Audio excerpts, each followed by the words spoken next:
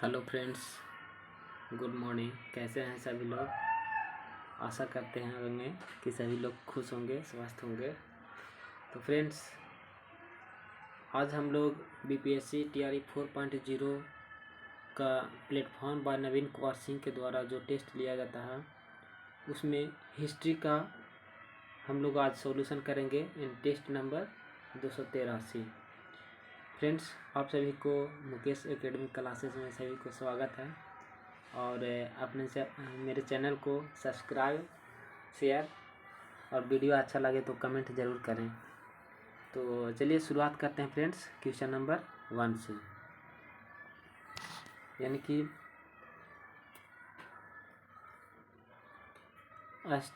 अष्टांग हृदय सहित निम्नलिखित में से किससे संबंधित है? तो चिकित्सक शास्त्र से संबंधित है। अष्टांग हृदय संहिता निम्नलिखित में से किससे संबंधित है? तो चिकित्सक शास्त्र से संबंधित है। फिर भारतीय इतिहास के संदर्भ में अलेक्जेंडर A.H. लॉन्गहर्स्ट और रॉबर्ट अस्वेल, जेम्स बर्गसन और वाल्ट इटिलियर किस गतिविधि से जुड़े हुए थे? तो हो जाएगा पुरातात्विक से जुड़े हुए थे, यानी कि किस अथी से जुड़े हुए थे? तो पुरातात्विक से जुड़े हुए थे। चलिए फ्रेंड्स, क्वेश्चन नंबर 3 हम लोग देखते हैं। भारतीय उपमहाद्वीप में पालतू भैंस के प्राचीन साक्ष्य कहाँ से मिले हैं? तो ये मिले हैं मेहरगढ़ से फ्रेंड्स मिले हैं, यानी कि पालतू भैंस का साक्ष्य कहाँ से मिला है? तो मेहरगढ़ से मिला है फ्रेंड्स। फिर क्वेश्चन नंबर 4 देखेंगे। ऋग्वेद जन जो न्याय करते थे जो संबंधित किससे थे? तो यानी कि सभा से भी थे और समिति से भी थे और विधिता, यानी कि तीनों से संबंधित थे। तो क्वेश्चन नंबर ये ऑप्शन नंबर डी सही हो जाएगा, यानी कि उपयुक्त में से एक से अधिक।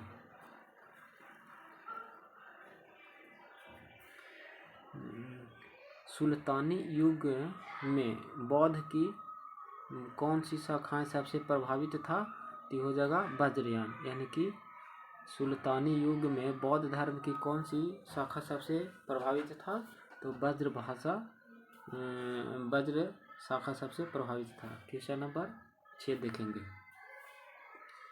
संघभूति एक भारतीय बौद्ध भिक्षुक जिन्होंने 4वीं शताब्दी के अंत में चीन की यात्रा किया था, तो निम्नलिखित में से किस पर भाष्य के लेखक थे? तो यानी कि इस पर जो लेखक लिखा था तो किसने लिखा था?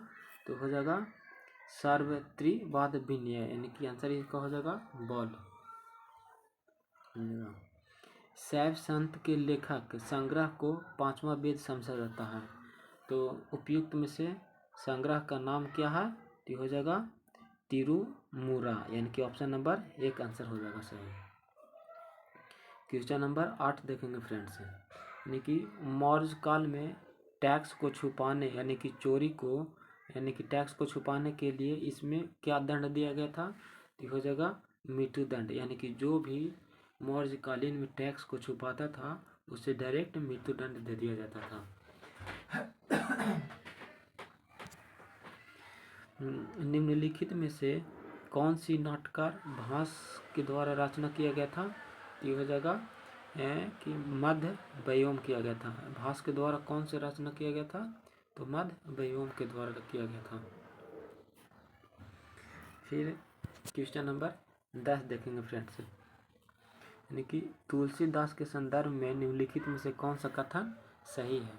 तुलसीदास का जन्म बांदा जनपद के राजपुर नामक गांव में हुआ था, तो ये गलत है फ्रेंड्स, यानी कि तुलसीदास का जन्म बांदा नामक गांव में नहीं हुआ था।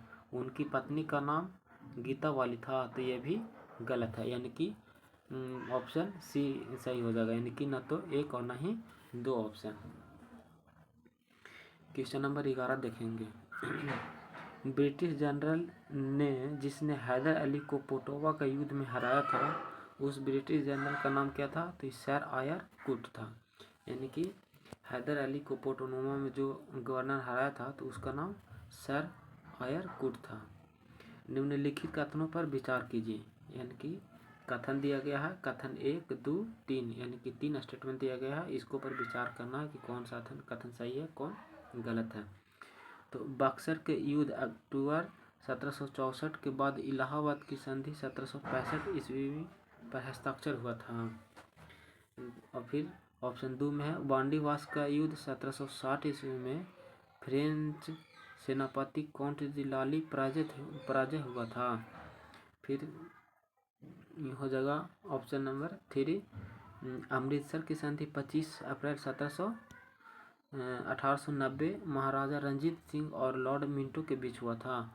तो ये तीनों कथन सही है फ्रेंड्स, यानी कि बक्सर युद्ध 1764 के बाद इलाहाबाद की संधि 1765 में हुआ था। यानी कि जब बक्सर के युद्ध 1764 में हुआ था तो उसके बाद फिर इलाहाबाद की संधि 2 इलाहाबाद की संधि हुआ था, 2 इलाहाबाद की संधि हुआ था, यानी कि 1765 में हुआ था। और बांडीवास का युद्ध 1760 में फ्रेंच सेनापति काउंट डी लाली पराजय हुआ था। तो ये भी बिल्कुल सही ऑप्शन है, यानी कि बांडीवास के युद्ध में फ्रेंच सेनापति काउंट लाली पराजित हुआ था। अमृतसर की संधि 25 अप्रैल 1809 को महाराजा रंजीत सिंह और लॉर्ड मिंटो के द्वारा हुआ था। तो बिल्कुल ये भी ऑप्शन सही है, यानी कि उपयुक्त में से तीनों ऑप्शन सही है फ्रेंड्स। फिर हम लोग देखेंगे क्वेश्चन नंबर 13, यानी कि इसमें से किस वर्ष बंगाल में दासों को निर्यात को रोका गया था। तो हो जाएगा 1789 में, यानी कि बंगाल में जो दासों के निर्यात को रोका गया था। तो कब रोका गया था, तो 1789 में, यानी कि फ्रांसीसी क्रांति के वक्त रोका गया था दासों का नियंत्रण निर्यात तक। क्वेश्चन नंबर 14 देखेंगे, निम्नलिखित घटनाओं को ज्ञात कीजिए और उनकी कालक्रम को व्यवस्थित कीजिए। यानी कि घटना कब घटा था उसके अनुसार व्यवस्थित किया गया था। तो पोर्टोनोवा का युद्ध, फिर बेदरा का युद्ध, फिर हो जाएगा कसकरखेड़ा का युद्ध, फिर मदकुनिया का युद्ध। ये 4 युद्ध दिया गया और इसको कालक्रम के अनुसार व्यवस्थित किया गया था। यानी कि सबसे पहले हुआ था करखेड़ा का युद्ध, और फिर उसके बाद हुआ था 4 में यानी कि बेदरा का युद्ध, फिर उसके बाद पोर्टोनोवा का युद्ध हुआ था, उसके बाद मुदकिन का युद्ध हुआ था। यानी कि ऑप्शन नंबर 1 हो जाएगा फ्रेंड्स सही है इसका आंसर। फिर आगे हम लोग क्वेश्चन नंबर 15 देखेंगे। भारत सरकार अधिनियम 1919 के प्रांतीय सरकार के कार्य आरक्षित और आंतरिक ट्रांसफर विषय आंतरिक बंटवारों में निम्नलिखित में से कौन सा आरक्षित विषय है। यानी कि जब 1919 के प्रांतीय सरकार के कार्यों का आरक्षित और अनारक्षित विषय घोषित किया गया था, तो कौन सा विषय इसमें आरक्षित है। यानी कि ये ऑप्शन, यानी कि न्याय प्रशासन ये भी आरक्षित था। इसमें सिर्फ ब्रिटिश सरकार ही इस पर नियम कानून बना सकता था। स्थानीय स्वशासन ये भी आरक्षित नहीं था फ्रेंड्स। ये जो है से इसमें दोनों यानी कि ब्रिटिश सरकार और भारत के लोग दोनों मिल करके इस पर काम करते थे। और फिर भू राजस्व तो ये भी आरक्षित विषय था। इस पर सिर्फ केंद्र यानी कि ब्रिटिश सरकार इस पर काम करते थे। और पुलिस भी ये भी आरक्षित था, यानी कि इस पर भी सिर्फ पुलिस भी इस पर काम करता था। यानी कि ऑप्शन नंबर बी सही हो जाएगा, यानी कि 1, 3, 4। फिर क्वेश्चन नंबर 16 देखेंगे फ्रेंड्स, कि सूची 1 और सूची 2 को मिलाने के लिए कहा गया है। यानी कि सूची 1 और सूची 2 तिथि को मतलब कि मिलाने के लिए कहा गया है। यानी वैंकूवर विद्रोह, उसके बाद फिर है बहरालपुर विद्रोह, उसके बाद संथाल विद्रोह, उसके बाद बेलौर विद्रोह। यानी कि कब विद्रोह हुआ था इसके बारे में था। यानी कि वैंकूवर विद्रोह कब हुआ था, तो फरवरी 1857 में। वैंकूवर के विरोध कब हुआ था, तो फरवरी 1857 में। फिर संथाल बहरामपुर विद्रोह कब हुआ था, सॉरी फ्रेंड्स, यानी कि वैंकूवर विद्रोह कब हुआ था, तो नवंबर 1857 1824 में हुआ था। फिर बहरालपुर विद्रोह कब हुआ था? तो फरवरी 1857 में हुआ था। फिर संथाल विद्रोह, तो हम लोग जानते हैं कि संथाल विद्रोह कब हुआ था?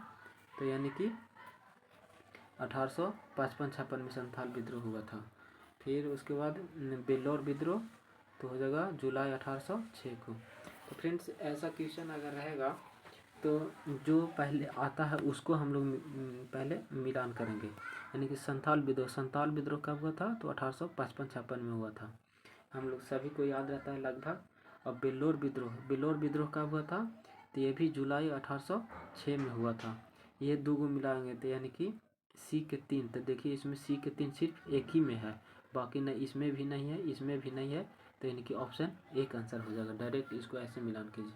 बाकी अगर नहीं भी रहेगा तो ऑप्शन के अनुसार हम लोग देख लेंगे और क्वेश्चन को सही कर देंगे। क्वेश्चन नंबर 17, प्रसिद्ध पुस्तक फाउंडेशन ऑफ इंडियन कल्चर के लेखक कौन है? तो ये हो जाएगा श्री अरबिंदो।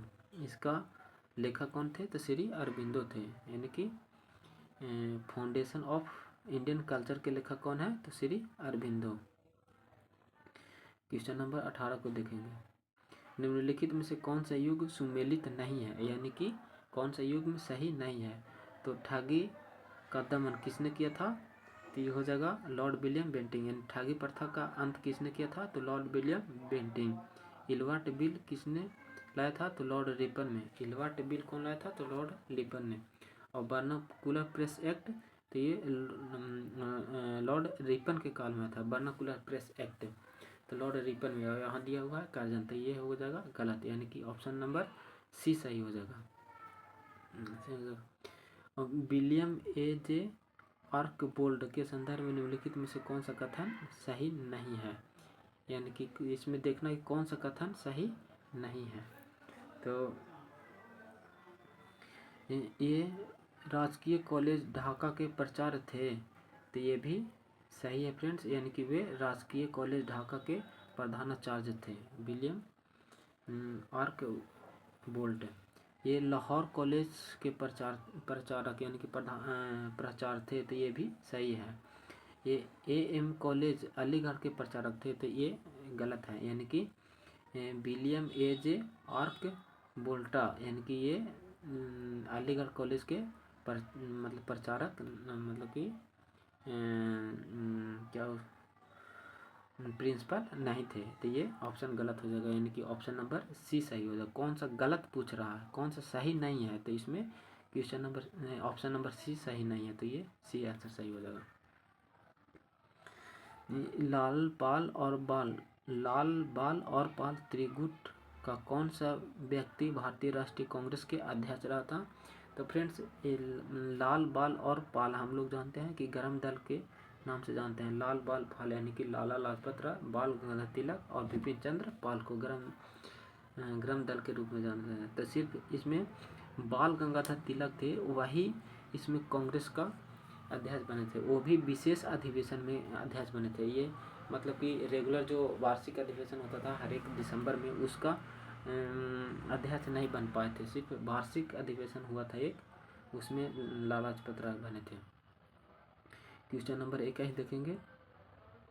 अध्यक्षीय संशोधन के समय जिसे कांग्रेस अध्यक्ष ने हिंदी भाषा के लिए रोमन लिपि लागू की वकालत की थी, तो वो कौन थे? तो हो जाएगा जवाहरलाल नेहरू। यानी कि ऑप्शन नंबर 1 सही हो जाएगा।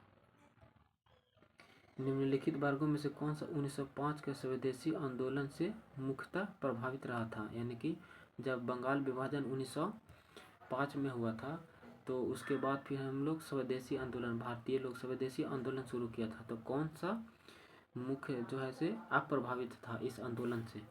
तो इसमें ऑप्शन देखेंगे फ्रेंड्स, कौन कौन से अप्रभावित थे। तो महिला लोग अप्रभावित थे, तो ये बिल्कुल गलत है। यानी कि इसमें महिला लोग बढ़ चढ़ के भाग लिए थे। कृषक लोग अप्रभावित थे, तो ये भी नहीं, ये भी इसमें बढ़ चढ़ के लोग भाग लिए थे।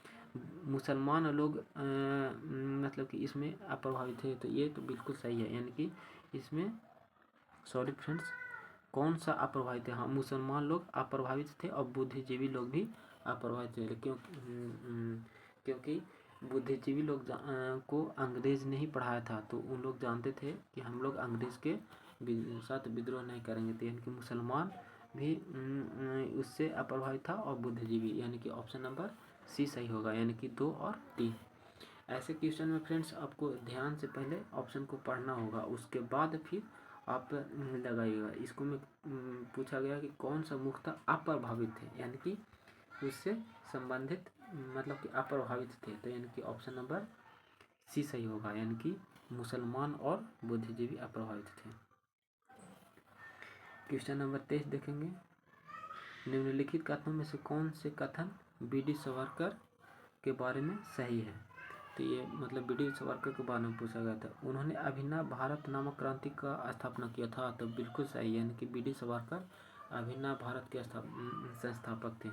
भारतीय राष्ट्रीय को प्रेरित करने के उद्देश्य से उन्होंने मेजनी की जीवनी लिखी थी, तो बिल्कुल सही, यानी कि ये भी ऑप्शन सही है। बी.डी. सावरकर जो है सो उन्होंने मेजनी की जीवनी लिखी थी, ये भी सही हो जाएगा। और फिर उन्होंने भारत का स्वतंत्रता संग्राम 1857 पुस्तक लिखा था, तो ये भी सही है, यानी कि 1857 1885 नामक राष्ट्रवादी पुस्तक ही, मतलब भारतीय स्वतंत्रता संग्राम 1857 पुस्तक कौन लिखे थे? तो बी.डी. सावरकर, ये भी ऑप्शन सही है, सी। डी चौथा ऑप्शन देखेंगे।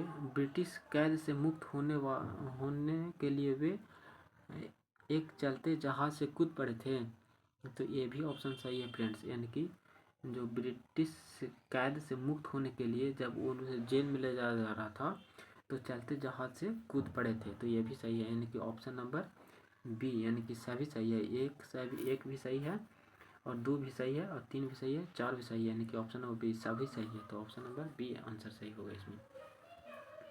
फ्रेंड्स क्वेश्चन नंबर 24 हम लोग देखेंगे, यानी कि निम्नलिखित में से कौन सा सुमेलित नहीं है, यानी कि इसमें सही नहीं है। तो हावड़ा षड्यंत्र प्रकरण 1910 में हुआ था, तो ये भी ऑप्शन सही है, यानी कि 1910 ईस्वी में हो, 19 लिखना चाहिए था तो 9 लिख दिया। हावड़ा षड्यंत्र प्रकरण कब हुआ था? तो 1910 ईस्वी में। विक्टोरिया षड्यंत्र प्रकरण 1914 ईस्वी में हुआ था, तो बिल्कुल सही, यानी कि विक्टोरिया षड्यंत्र 1914 में हुआ था।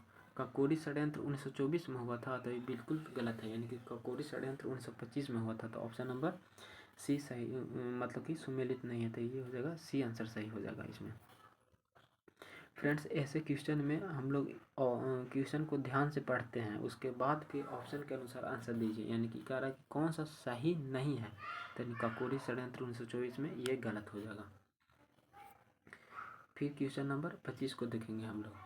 नीचे 2 दिए गए हैं, जिसमें से एक को अभिकथन 1 तथा दूसरे को आर कहा गया है, यानी कि स्टेटमेंट वाला क्वेश्चन है, यानी कि स्टेटमेंट 1 और स्टेटमेंट 2, कथन और कारक उसके अनुसार। तो प्रारंभिक राष्ट्रवादियों में से अधिकांश को ब्रिटिश राजा ईश्वरी के दिन लगता था, जिससे उद्देश्य आधुनिकीकरण लाना था, तो ये भी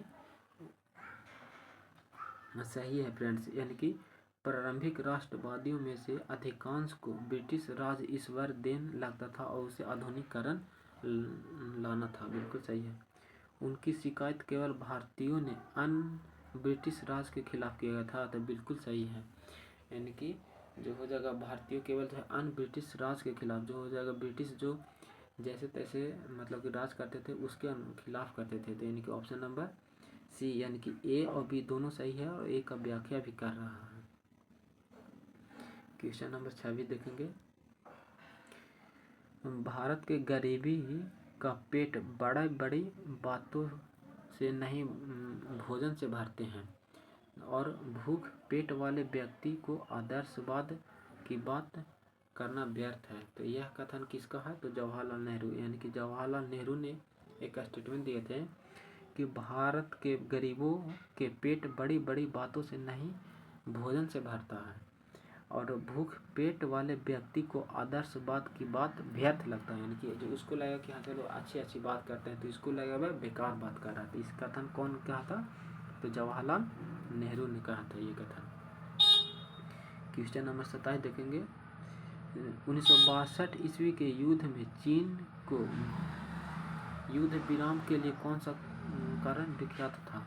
यानी कि जब 1962 में भारत और चीन के बीच में युद्ध हुआ था तो विराम के लिए कौन सा कारण विवश हुआ था, जो कि चीन जो है से विराम करने में विवश हुआ था? ब्रिटिश और अमेरिका के द्वारा भारत को सहायता का आश्वासन देना। ये वाला कथन सही है फ्रेंड्स। यानी कि जब चीन भारत पर आक्रमण कर दिया था तो ब्रिटिश और अमेरिका दोनों भारत को सहायता देने का आश्वासन देने लगा था। इसी कारण जो है सो चीन जो है से 1962 के युद्ध में विराम करने के लिए विवश हो गया था। तो यानी कि ऑप्शन नंबर 1 सही है। फिर कोलंबो में 6 देश के सम्मेलन में कोलंबो प्रस्ताव रखा गया था, इसमें क्या था? यानी कि क्वेश्चन नंबर 28 है, कोलंबो में 6 देश के सम्मेलन में कोलंबो प्रस्ताव रखा गया था, तो इसमें क्या रखा गया था फ्रेंड्स? यानी कि भारत दोनों ही क्षेत्र में अपनी सैनिक स्थिति जैसा वैसे ही बनाए रखेंगे। यानी कि ऑप्शन नंबर बी सही है फ्रेंड्स। क्वेश्चन नंबर 29 देखेंगे फ्रेंड्स। यानी सूची 1 और सूची 2 को सम्मिलित करना है। यानी कि ये हो जाएगा दर्शन और ये हो जाएगा प्रतिपादक। यानी कि ये जगह प्रतिपादक और दर्शन के अति में। तो दैतावाद के प्रतिपादक कौन थे? तो ये हो जाएगा माधवाचार्य। दैतावाद के प्रतिपादक कौन थे? तो माधवाचार्य। और फिर दैतावाद के प्रवर्तक कौन थे? तो निम्बार्क चरका। फिर अचिंत्य भेदभाव के प्रवर्तक कौन थे? तो हो जाएगा चैतन्य महाप्रभु। यानी कि अचिंत्य भेदभाव के प्रवर्तक कौन थे? तो अचित प्रभु। और शुद्ध दैतावाद के प्रवर्तक कौन थे? तो ये हो जाएगा बल्लवाचार्य। शुद्ध दैतावाद के संस्थापक कौन थे? तो बल्लवाचार्य। ऑप्शन नंबर सी इसका सही होगा फ्रेंड्स। फिर क्वेश्चन नंबर 30 देखेंगे। शुंग काल का मानव ग्रंथ किसे कहा जाता है? शुंग काल का मानव ग्रंथ किसे कहा जाता है? तो मनु स्मृति, नारद स्मृति या शतपथ ब्राह्मण। तो ये ऑप्शन नंबर 1 यानी शुंग काल का मानव ग्रंथ किसे कहा जाता है? तो मनु स्मृति को कहा जाता है। अंग्रेजी शासन का सबसे भयानक अकाल किस वर्ष पड़ा था? जब अंग्रेज ने भारत पर शासन किया था तो सबसे भयानक अकाल किस वर्ष पड़ा था? तो 1876 से 78 के बीच, यानी कि 2 साल बहुत ही भयानक अकाल पड़ा था फ्रेंड्स। क्वेश्चन नंबर 32, काकोरी कांड किस तिथि को घटा था? तो काकोरी कांड यानी कि 9 अगस्त 1925 को घटा था। किस मुगल शासक ने सिंह अस्पा और द्वि अस्पा नियम लागू किए थे? तो हो जाएगा जहांगीर ने। सिंह अस्पा और द्वि अस्पा कौन लागू किया था? तो जहांगीर ने लागू किया गया था। मौर्य साम्राज्य में राजूचा किसे कहा जाता था?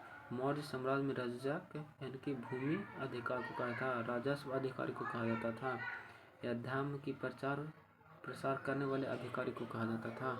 इसमें किसे कहा जाता था? तो उपयुक्त में से एक से अधिक, यानी कि भूमि अधिकार को भी राजू कहा जाता था और भूमि मापक अधिकारी को भी और एक धर्म की प्रचार करने वाले को भी राजक कहा जाता था। क्वेश्चन नंबर 35 देखेंगे।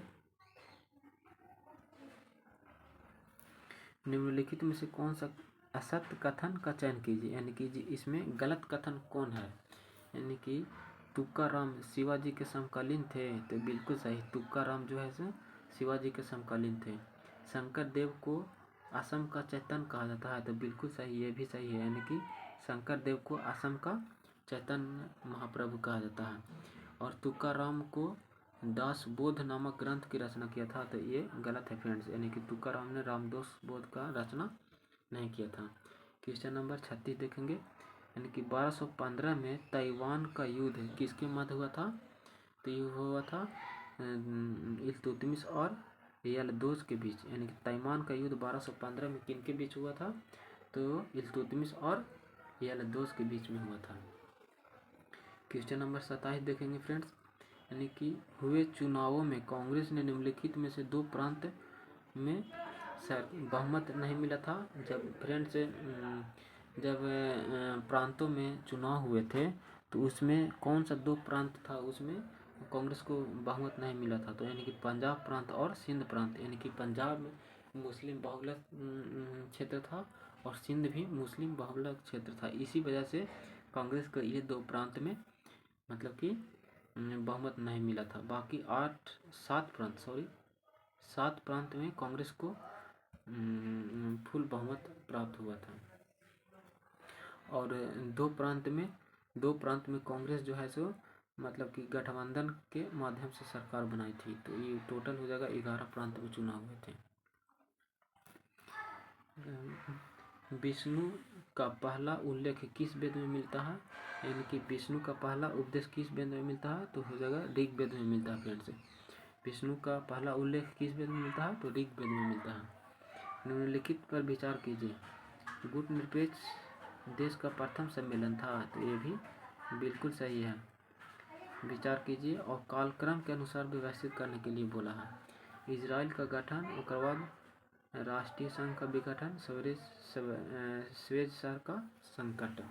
तो इस सबसे पहले हुआ था राष्ट्रीय संघ का विघटन, इजराइल का गठन हुआ था, पहला में हो जाएगा। और दूसरा में हो जाएगा राष्ट्रीय संघ का विघटन हुआ था, यानी कि 3। और 2 में हुआ था इजराइल का गठन, फ्रेंड्स नहीं, सबसे पहले हुआ था गुट निरपेक्ष आंदोलन हुआ था, उसके बाद राष्ट्र का विघटन हो गया था, उसके बाद फिर 3 में इजराइल का गठन हुआ था, उसके बाद 4 में स्वेज नहर का मतलब कि संकट हुआ था, यानी कि ऑप्शन नंबर 1 सही है। निम्नलिखित में से कौन सा असत कथन का चयन कीजिए, मतलब कि असत कथन, गलत कथन कौन है, उसको चयन के लिए बोला गया है। यानी कि पानीपत का दूसरा युद्ध 1556 में हुआ था, तो बिल्कुल सही है। यानी कि पानीपत का दूसरा युद्ध 1556 ईस्वी में हुआ था। अकबर का राज्याभिषेक 1556 में हुआ था, तो ये गलत है। यानी कि अकबर का राज्याभिषेक 1556 में नहीं हुआ था। बैरम खां की मृत्यु मुबारक ने किया था, तो ये बिल्कुल सही है। यानी कि ऑप्शन नंबर बी हो जाएगा। यानी कि ये जो है से अकबर का राज्याभिषेक कलनौर में, ये गलत है फ्रेंड्स। तो ये 40 क्वेश्चन है, टेस्ट होता है। और आप लोग जानते हैं कि कोई भी सब्जेक्ट में हिस्ट्री हो, पॉलिटी हो, ज्योग्राफी हो, सभी को 40-40 नंबर का एग्ज़ाम में पूछता है। तो ये 40 क्वेश्चन का सेट है। तो आज हिस्ट्री का सेट समाप्त हो गया, 283। तो फ्रेंड्स, आप लोग के अच्छा लगे तो वीडियो को लाइक शेयर करें और कमेंट ज़रूर करें कि ये वीडियो आप लोगों को कैसा लगा। अगर सही लगा तो और हम इसे बेहतरीन ढंग से आप लोग के बीच प्रस्तुत करेंगे। और हमारा चैनल मुकेश एकेडमी को सब्सक्राइब करें। धन्यवाद।